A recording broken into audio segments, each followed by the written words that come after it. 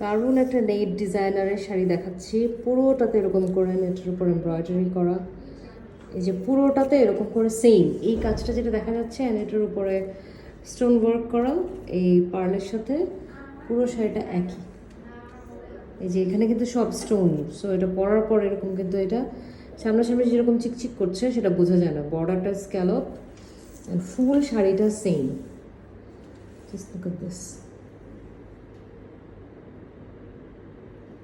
Beautiful net embroidery. And এইটা just একটা see through, উপর থেকে একটু ইয়ে করে রাখ। এই যে এটা হচ্ছে ফুল শাড়িটা same. It's a very beautiful net embroidery silk.